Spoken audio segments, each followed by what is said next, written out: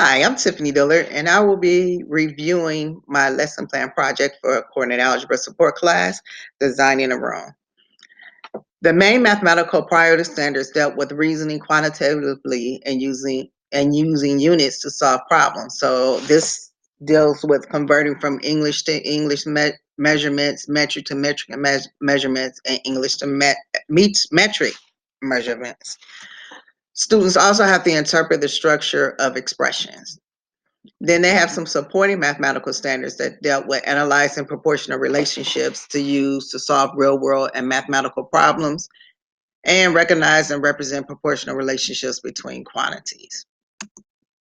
Standards of mathematical practices are always in play because these are the habits and the behaviors we should see in our classrooms. So as you can see, construct viable arguments and critique the reasoning of others. That is a high Bloom's taxonomy ability or skill to have. The SC standards that were involved were empowered learner, knowledge constructor, and computational thinker. Some of the essential questions that we had is how do I choose and interpret units consistently and formulas? And how can I create equations and inequalities in one variable and use them to solve problems in context?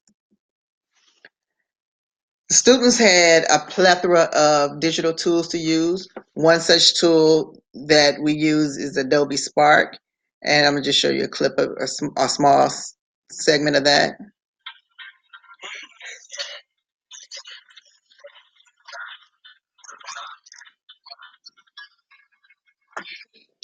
So students had access to my Adobe Spark video and UPS Check.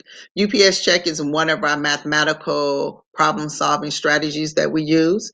And so it was a quick resource for students to be able to watch the video when necessary.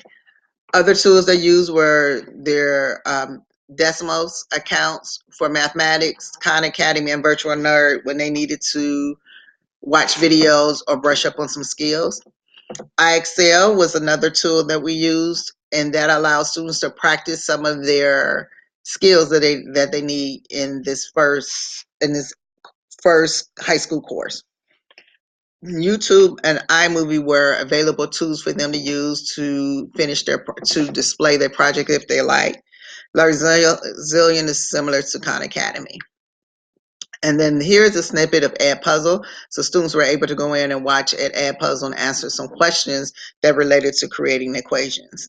Elluminate and Burge are two of the programs that we use in the district. Elluminate is house our major assessments, and Burge is our learning platform.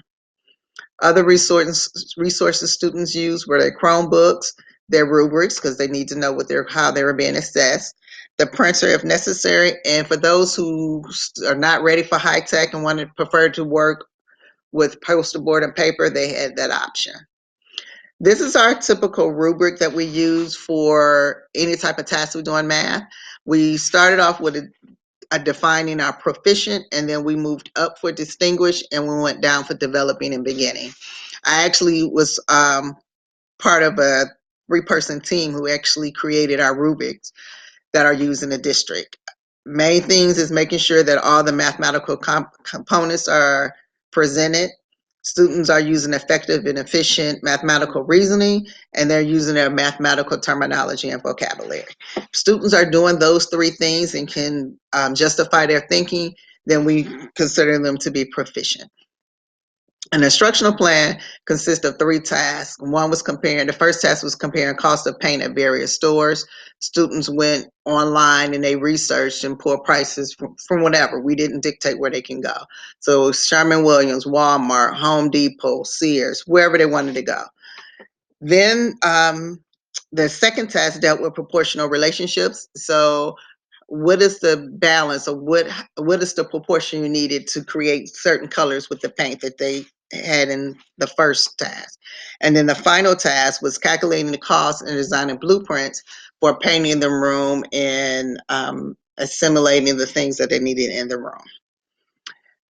Classroom management pretty much was surrounded through their work.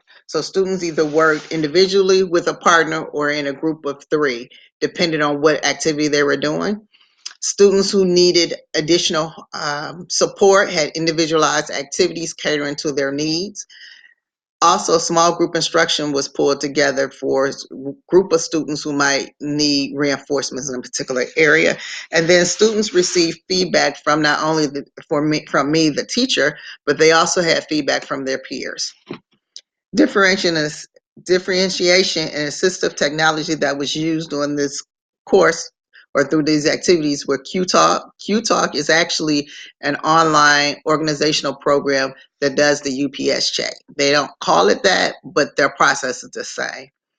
Just Read is one of the tools that I have had some of my students download to help remove ads and other distractions for those who get off task fairly easily.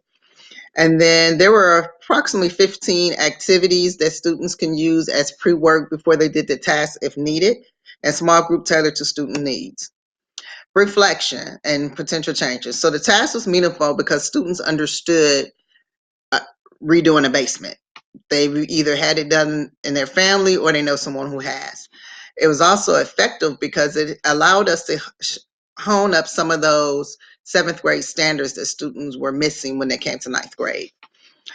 Students were able to answer the question that they always ask, when are we going to use this? Well, they actually can tell me when they will be able to use the skills that they learned through this lesson. Potential changes, open up the lesson with a clip from Flipping Virgin. That's an HGTV program where they go in and buy a house and they renovate it, but it's based in Atlanta. So that would give it more authenticity for the students. Have students complete at least one station in their before they did a task. That way we wouldn't have struggled so much in completing a task. And then have students analyze their pre-assessment so they know clearly what standards they have yet to master.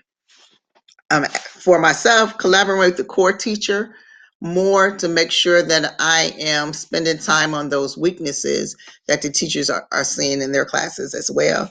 And then training for the teachers on tools that are available. I appreciate you taking the time to listen to my review, and I appreciate any feedback you may have. Thank you.